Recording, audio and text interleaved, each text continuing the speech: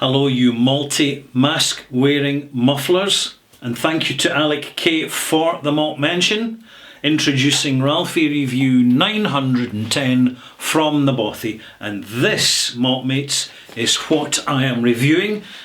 Single malt whisky, and I'm going to bring it up to near to the camera so you can see for yourself what the label says. If you're wondering why I'm holding it in front of my face, it's because that's where the camera is focusing, and therefore it's the best chance of it actually being in focus for you. This is an independent bottling of Imperial Single Malt. There you go. Aha! I have whetted your curiosity, malt mates, because you may not have heard of Imperial Distillery before. There's a reason for that, and I'll come to it shortly. But in my my inaugural first ever live stream in December of 2021, I actually opened this bottle and had a first pour out of it and shared it with all my Patreon supporters who tuned into my inaugural live cast. Yeah, and I'll be doing it again in February, date still to be announced, and as before it will be for Patreon subscribers only, because it just keeps numbers more manageable, because I have to manage the whole thing myself. There you go. So before I sort of start to smell and taste this whisky, I'll introduce it, give you a little bit of background history. At some point I will add a little bit of water, and then I will give it a malt mark. Imperial Distillery is not a single malt that I've reviewed before. It's one of these yesteryear single malts from way back in the day when Imperial Distillery, in the heart of Speyside, was occasionally producing single malt whisky primarily for blending purposes, because there was little interest in it as a single malt. The signature of Imperial is creamy, light, floral, totally unpeated, slightly confectionery, vanilla, cream soda-ish. You get the drift.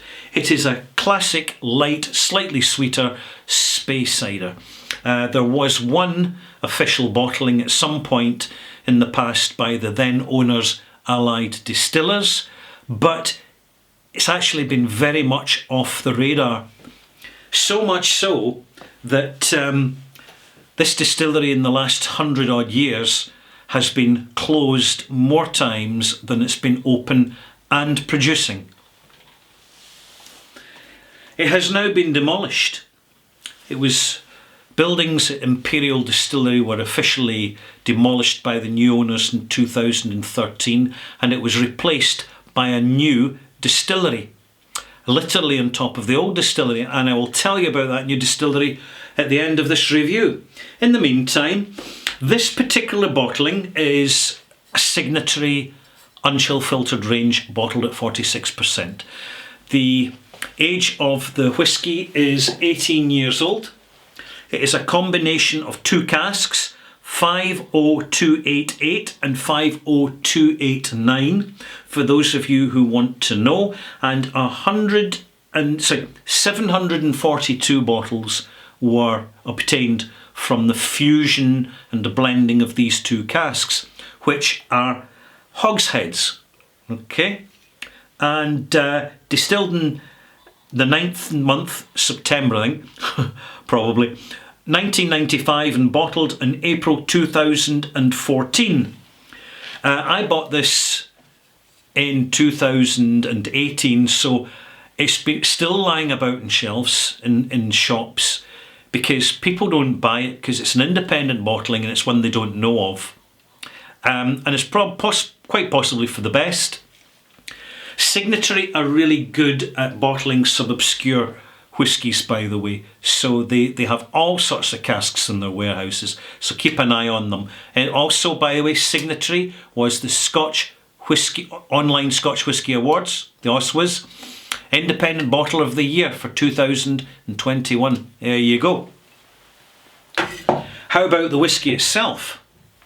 Well, first of all, let's start with the colour, because this is an integrity bottling. That is not the colour of Caramel E150A. It's natural colour, it's unchill filtered, and it has a delightfully creamy, sweet and sour nose.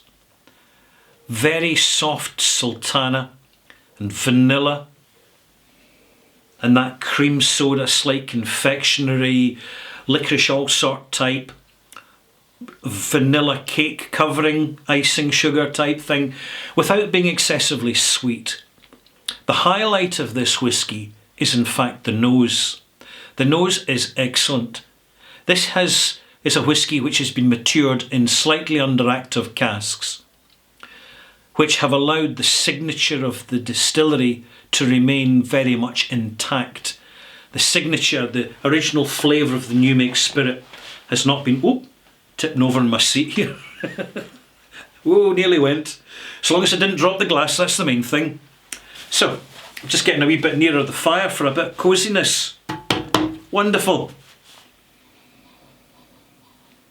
With time, and you do need to give it time, you'll find that it gets a little bit creamier until the moment you add some water. So you may not want to add any water to this particular single malt if you buy it.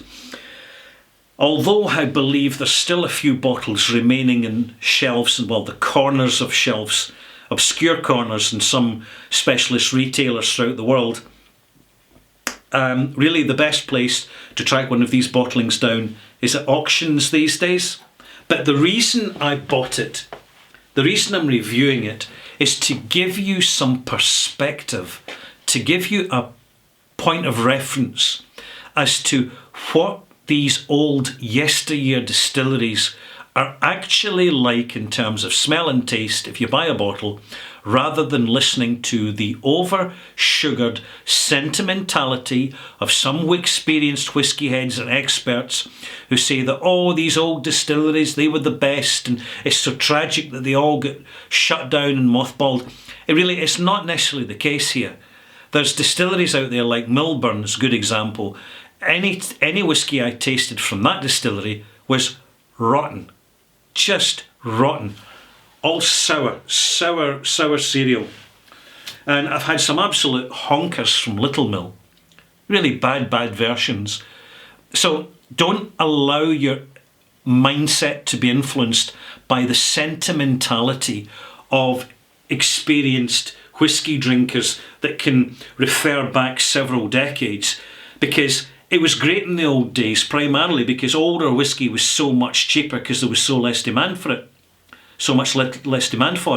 And the reason, one very strong reason for the demand for older whiskies now, particularly single malts and fancy bourbons and cognacs, it's got nothing to do with the actual people buying it wanting to open the bottle and taste it because it's so much better because of the age.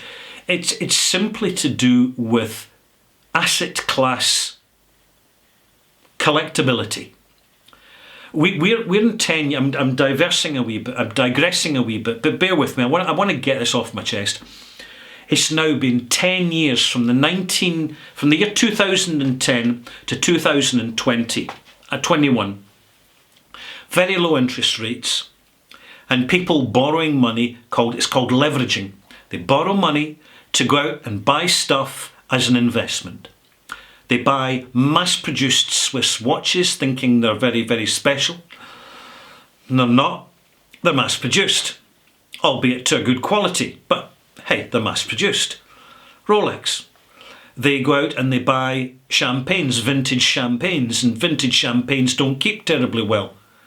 And they're overrated, hugely overrated. They're very acidic, they're rather thin, and if it wasn't for the bubbles, nobody would buy them in the first place. Tell me I'm wrong. It's cutting through all the flannel and the bullshit out there. And asset class acquisitions is full of flannel and bullshit. And you have all these whisky investment companies out there inviting you to buy into a cask of Strathmill. Seriously? You'd be better buying into a cask of any old rum you can find.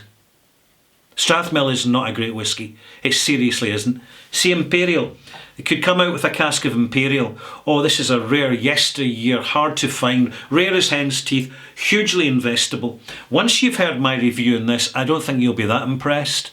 I really won't. But you've got this asset class mindset globally where people are just buying and paying over the odds on the assumption that the value will hold.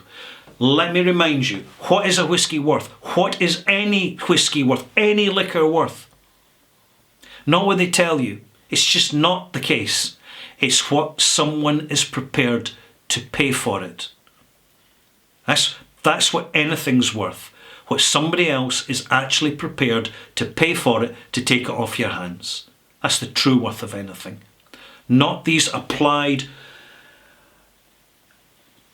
pantomime applications. I'm using my words carefully. A pantomime, it is a pantomime. It's a form of theatre to big things up. Oh yes, it's this age, it must be worth. Look at the fancy bottle, so it must be worth. Nonsense. Nose.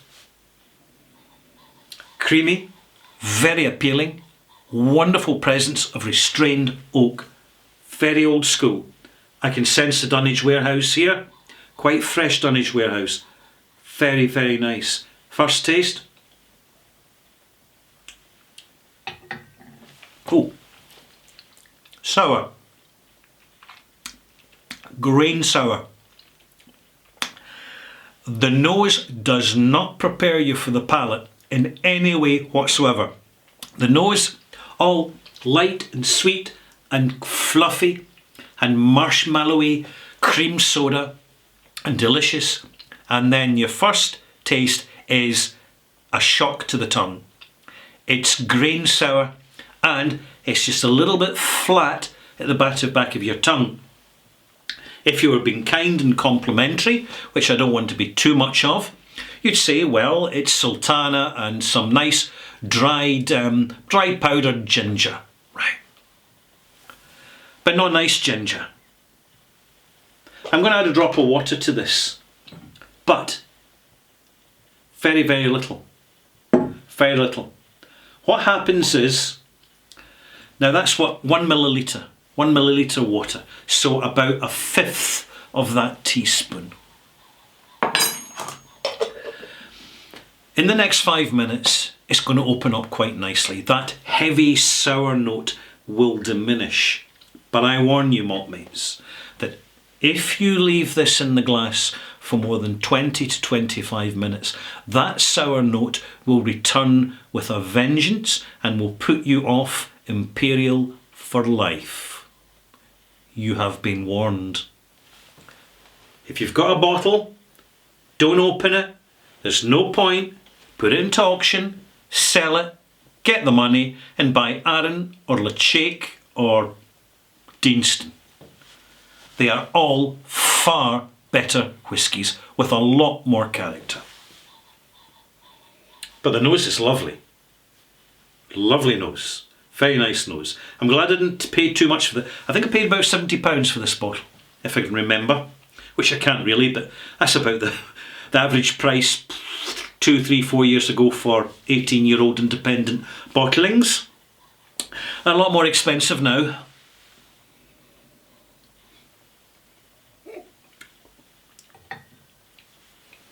As soon as you add water, a very nice sweetness appears. Much needed sweetness. It's tangy as well. It's like slight sour toffee and something aromatic and slightly creme brulee stroke cola. There's something very slightly nutty and almondy in there as well, like a toasted marzipan, almond marzipan. Not a lot in the finish. It's a simple malt with a simple delivery. And it's a little taste of yesteryear, and that's as much as you are going to get. Malt mark. Where's my malt marks?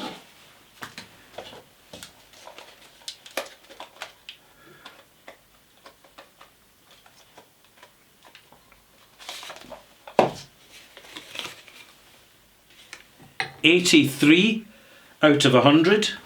It's an integrity malt mark for an experience of a single malt, but this distillery has been demolished, and I'll tell you why. Because blenders, when they're blending, don't want whiskies which add sour to the latter part of the development and the finish of their blends. They want the sour up front, where most of the flavour is going to be on the arrival and initial part of the development. Sour into the finish means you've got a noisy, messy finish and not something clean that allows the other flavours to express themselves more clearly. The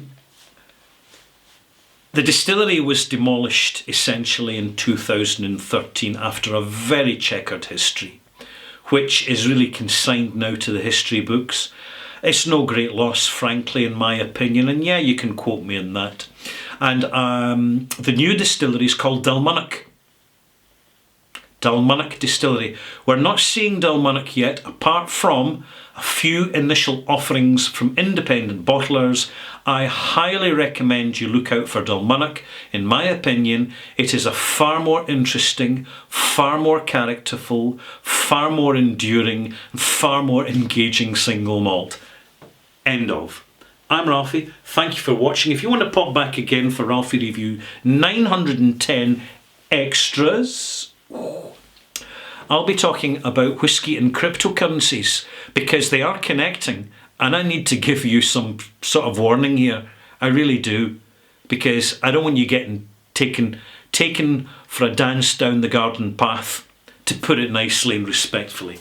Thank you for watching. If you've enjoyed this brief deep dive into a single malt, please click subscribe, like, and all the rest of it. And I do have a Patreon channel. Feel free to join me there, where you get significantly more content. There you go. Now you know.